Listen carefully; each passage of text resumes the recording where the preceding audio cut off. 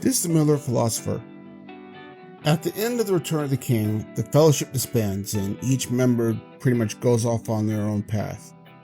For me, the most touching farewell is that of Legolas and Gimli, who, after more or less everyone has either died, already sailed off to the west, or just kind of made their own separate life for themselves, decided to sail to the Undying Lands together, which is a quiet and powerful statement to the depth of their friendship.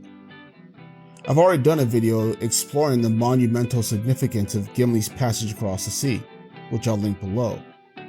But today I want to focus on Legolas. You see, most people, I think, assume that because he's an elf, his transition to Valinor would more or less be seamless, that he simply blend into elven society that was already established there with the Eldar. But would he?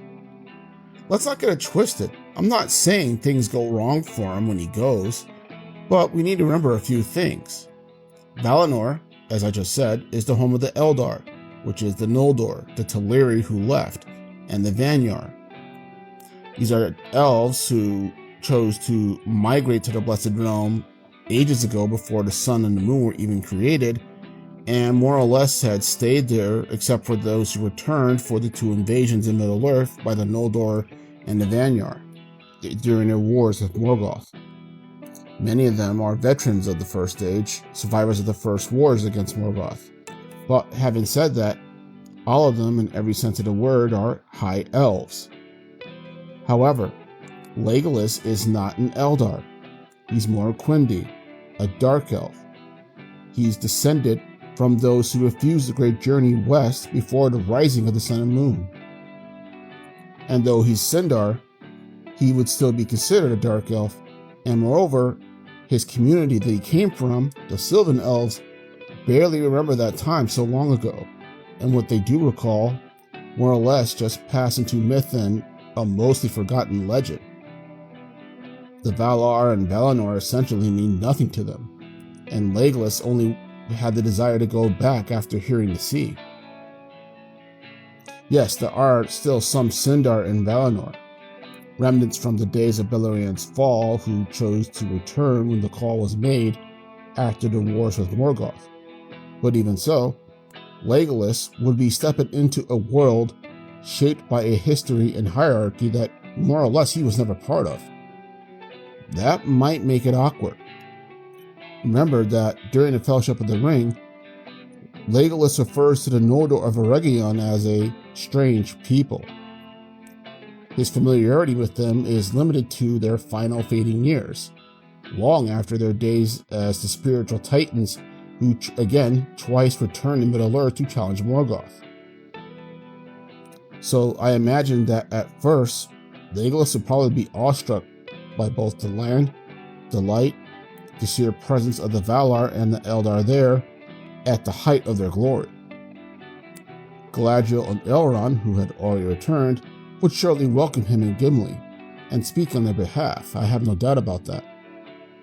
And I believe that Legolas would remain by Gimli's side until the end, honoring their bond, because Gimli, at least as far as we know, remained mortal despite going into Undying Lands. He never seemed to have gotten that get out of mortality free card that Tuor and Earendil got. Yet, after Gimli's passing, I think Legolas would begin to feel the weight of his otherness.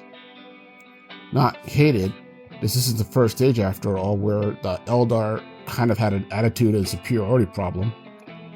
But the Noldor especially, by this time, would have learned some humility.